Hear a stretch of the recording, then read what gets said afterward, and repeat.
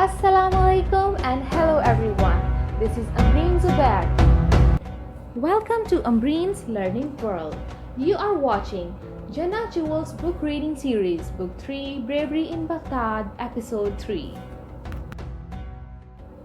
In the last video, we read half a part of Prologue, and today we will resume from where we ended.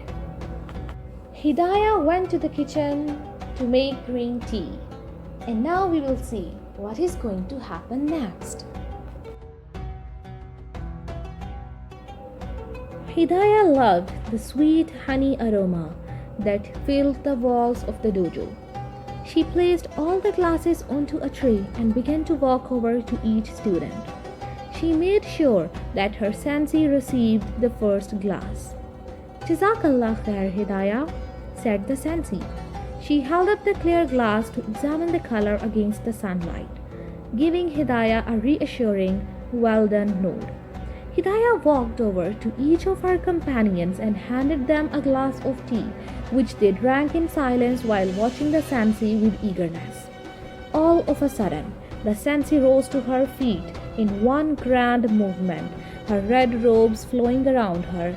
Her eyes were intense and her posture straight and confident. "It is time to shoot the first arrow," said the sensei.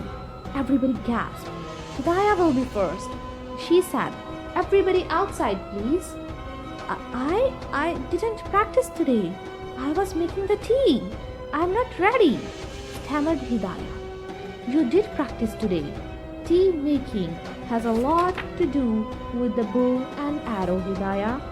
The grace, stillness, focus, and patience it takes to make the tea all matter in archery. You have served your companions for months and have mastered strength and gentleness in the way that you serve.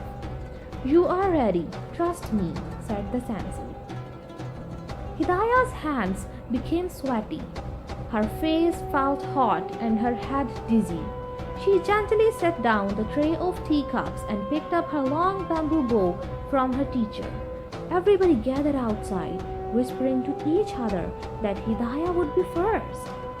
"Look to the target with your heart of service and you will always reach your goal," said the sensei.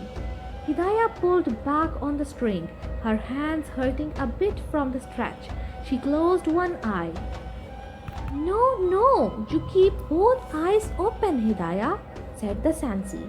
Hidayah opened her eyes again.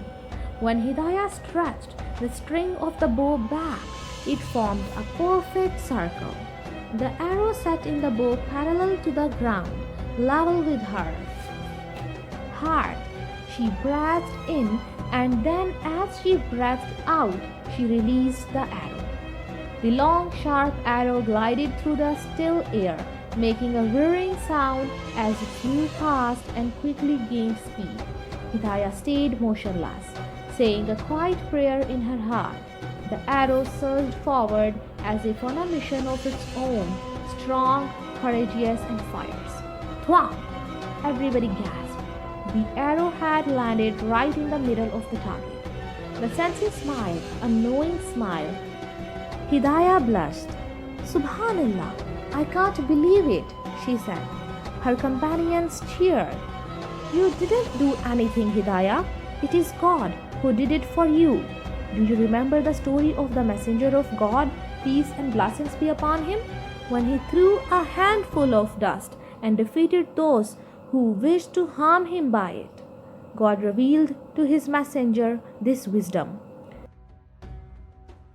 When you threw a handful of dust, it was not you who threw it, but God himself who did, in order that he might test the believers by a gracious trial from himself, for God is he who hears and knows all things." Indeed, Hidayah remembered the story. It was one of her favorites, but she had never realized such a gracious thing could happen to her in a way too.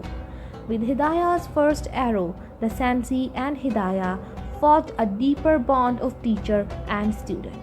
And now Hidayah practiced with renewed fortitude and patience. "Stand with your head held high," said the Sansi. Don't slush. Relax in your shoulders. Remember to breathe and aim with your heart, not only with your eyes. After class, all the students left talking about Hidayah and her great ability. On that same special day, the Sansi revealed a special technique to help focus Hidayah's heart before she let go of the arrow. Place your hand on top of your heart and feel the beat, she said. Hidayah watched her Sansi do this every time she let go of the arrow. There was this brief moment where she would connect with her heart. After a while, the Sansi would simply gaze down at her heart, not even looking at the target. Hidayah practiced this technique of focusing on her heart for months and it really helped. Hidayah, Hidayah, called Jade. Where are you? There she is, said Iman, on the window bench. Hidayah snapped out of her daydream. Listen up, girls. The Sansi wants to tell us about our next mission, said Iman. Jannah Jewels, you will be traveling back into the time to Baghdad. You will visit the most wondrous building of the time.